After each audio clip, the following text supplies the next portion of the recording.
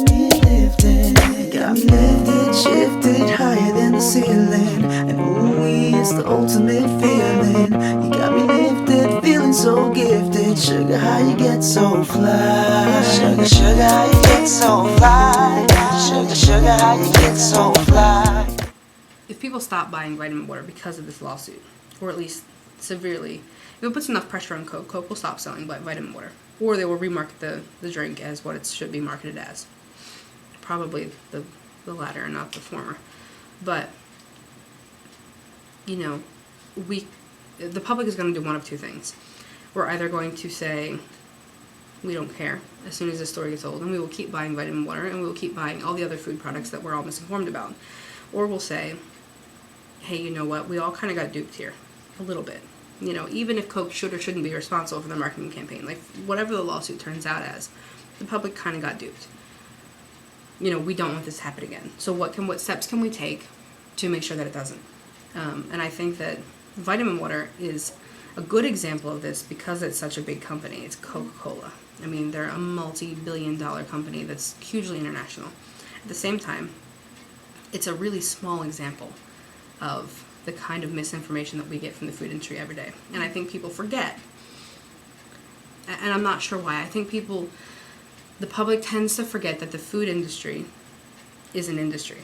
So just like Coca-Cola is a company that has to function and make money, the same goes to the rest of the food industry. You know, so when you see commercials on the TV from the dairy industry, they're marketing for themselves.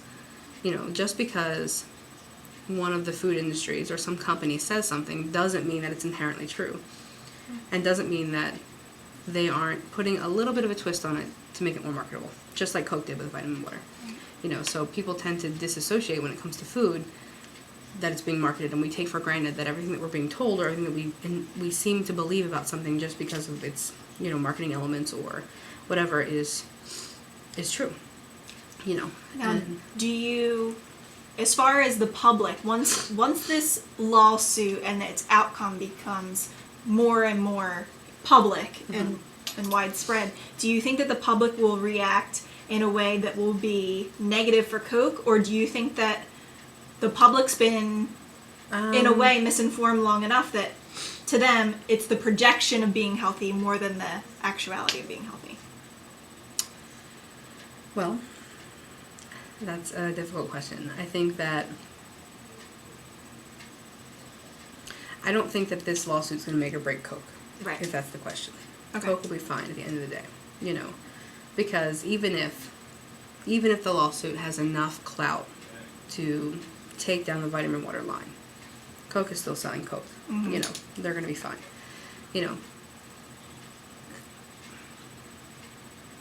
I think that the process that it would take, there's a big part of me that hopes that the public would say, oh my gosh, you know, we've been deceived.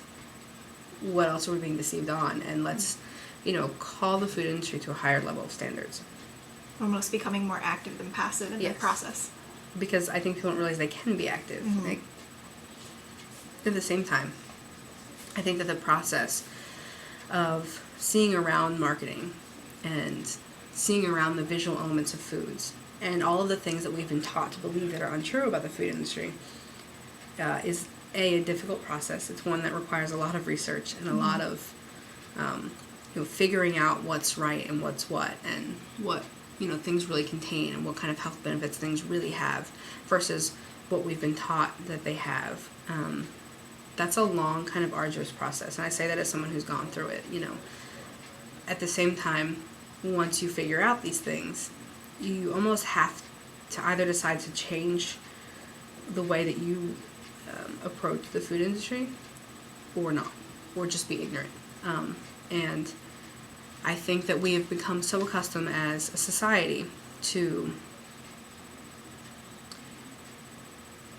especially when it comes to the food industry, to taking in their marketing, you know, verbatim, and, you know, just believing it. Also, we don't like to be inconvenienced. I mean, you know, that's why something like vitamin water does so well, because people think that they're getting some, like, great health benefit just by drinking a bottle of water, as opposed to the other arguably more difficult ways that you would get vitamins. So I almost feel like those kind of elements, those like how difficult it would be to kind of reroute our society in a direction that's more healthy, not that just appears to be more healthy, but actually is, would be so difficult and so profound that there's a part of me that almost doesn't believe that the public would be willing to engage in that process. Now, I think things like this lawsuit with Vitamin Water, are steps forward, certainly. I mean, there are going to be handfuls of people that react to this in a way that is, like, profoundly beneficial for them as far as health and food goes.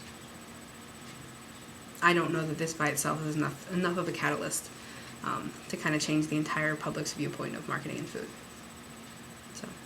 So ultimately, in what I'm understanding of you saying throughout the entire interview, it's not CSPI's fault. It's not the public's fault or Coke's fault solely. It's kind of how they interplay, and they all need to take their responsibility for their own part while recognizing the error of the other players.